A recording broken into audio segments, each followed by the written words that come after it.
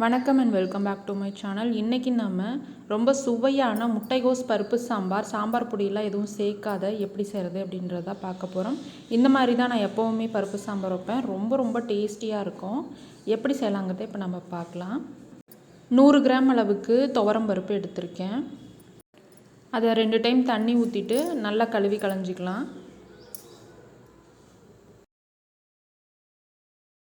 இப்போ பருப்பு வேக வைக்கிறதுக்கு தேவையான தண்ணியை ஊற்றிக்கலாம். இதோட 8 பல் பூண்டு, 8 சின்ன வெங்காயம் சேர்த்துக்கலாம். 1/4 டீஸ்பூன் மஞ்சள்தூள் சேர்த்துட்டு குக்கரை மூடி 3 விசில் வர வேக வச்சு எடுத்துக்கலாம். இப்போ வேக வச்சு எடுத்தாச்சு. பருப்பு நல்லா வெந்து வந்திருக்கு.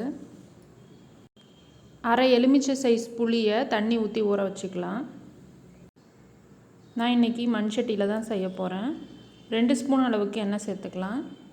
பருப்பு சாம்பாருக்கு எப்போவுமே நான் வெந்தய பொடி சேர்ப்பேன். அதாவது வறுக்காமல் வெந்தயத்தை அப்படியே மிக்சி ஜாரில் சேர்த்து இந்த மாதிரி மரன்னு பொடி பண்ணி வச்சுக்குவேன். அது தீர்ந்ததுனால இப்போ மறுபடியும் நான் பொடி பண்ணி எடுத்திருக்கேன். இதிலேருந்து 1/4 டீஸ்பூனுக்கும் கொஞ்சம் அதிகமாக, அதாவது 1/3 ஸ்பூன் நான் வெந்தய பொடி சேர்த்துருக்கேன். 1/4 டீஸ்பூன் சீரகம் சேர்த்துருக்கேன்.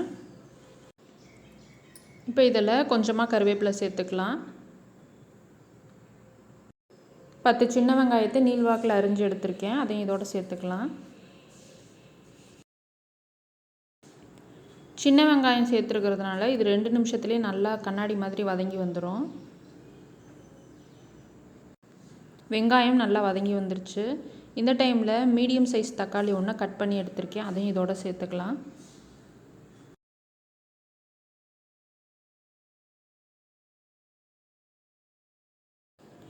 இந்த சாம்பாருக்கு தேவையான கல்லுப்பை தக்காளி வதங்கும் பொழுதே சேர்த்துக்கலாம். அதோட 1 சிட்டிகை அளவுக்கு பெருங்காயத்தூள் சேர்த்துக்கிறேன். தக்காளி நல்லா வதங்கி வந்ததும் நம்ம மசாலா பொருட்கள் சேர்த்துக்கலாம்.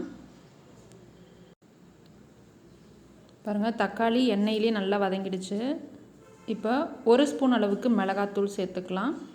அரை ஸ்பூன் கொத்தமல்லி தூள் சேர்த்துக்கலாம்.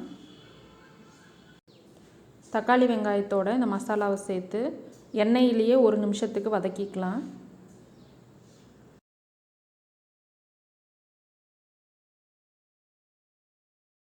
இப்போ இதில் நீளமாக அரிஞ்ச முட்டைக்கோஸை 3 கைப்பிடி அளவுக்கு சேர்த்துக்கிறேன். இது போல் முட்டைக்கோஸை நீளமாக சன்னமாக எப்படி அரியறது அப்படின்ற வீடியோ ஏற்கனவே நம்ம சேனலில் போட்டிருக்கோம். நீங்கள் பார்க்கல அப்படின்னா டிஸ்கிரிப்ஷன் பாக்ஸில் லிங்க் கொடுக்குறேன், செக் பண்ணிக்கோங்க. முட்டைக்கோஸ் சேர்த்ததுக்கப்புறமா நல்லா இந்த தக்காளி வெங்காயம் மசாலாவோட நல்லா கலந்து விட்டுறலாம்.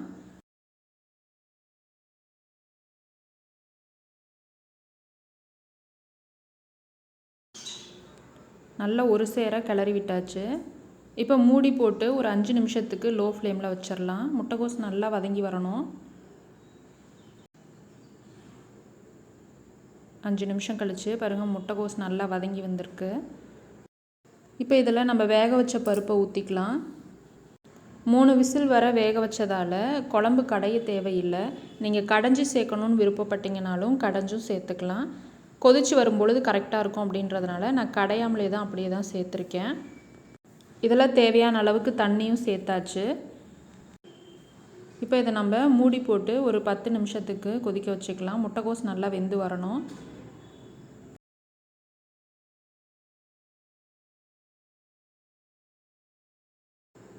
இப்போ 10 நிமிஷம் கழித்து முட்டைக்கோஸ் வெந்துருச்சு அப்படின்னா நம்ம புளிக்கரைசலை சேர்த்துக்கலாம்.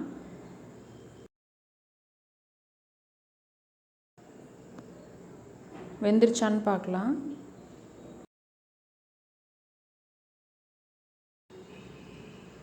முட்டைக்கோஸ் நல்லா வெந்துருச்சு.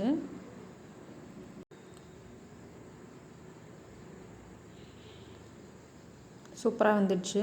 இப்போ நம்ம புளி கரைசலை வடிகட்டி ஊற்றிக்கலாம். அரை எலுமிச்சை சைஸ் புளியை நம்ம ஊற வச்சு வச்சுருந்தோம். கையிலேயே நான் வடிகட்டிக்கிறேன். நீங்கள் வடிகட்டியில் வடிகட்டுறதா இருந்தாலும் வடிகட்டிக்கலாம். இதை கலந்து விட்டுட்டு ஒரு 5 நிமிஷம் கொதிச்சா போதும். சூப்பராக நம்மளுக்கு முட்டைக்கோஸ் பருப்பு சாம்பார் ரெடி ஆகிடும். இப்போ பாருங்கள், நல்லா கொதிச்சு வந்துருச்சு. குழம்பு மேலே பாருங்கள் லைட்டாக எண்ணெய் பிரிஞ்சு வந்திருக்கு, ஏடு மாதிரி அங்கங்கே இருக்குது. இந்த டைமில் நம்ம கொத்தமல்லி தழை தூவிட்டு அடுப்பை ஆஃப் பண்ணிடலாம். சாம்பார் பொடி சேர்க்காமலே இந்த குழம்பு மணக்க ரொம்ப ருசியாக இருக்கும். நம்ம வெந்தயத்தூள் சீரகம்லாம் சேர்த்து செஞ்சுருக்கிறதுனால ரொம்ப டேஸ்டியாக இருக்கும் சாப்பாட்டோடு சேர்த்து சாப்பிடும்போது. நிச்சயமாக இந்த ரெசிபி நீங்களும் உங்கள் வீட்டில் ட்ரை பண்ணி பார்த்துட்டு எப்படி இருந்ததுன்னு சொல்லுங்கள். இந்த சாம்பார் நிச்சயமாக உங்களுக்கு பிடிச்சிருக்குன்னு நம்புகிறேன். பிடிச்சிருந்தா வீடியோவை லைக் பண்ணுங்கள். தேங்க்ஸ் ஃபார் வாட்சிங்.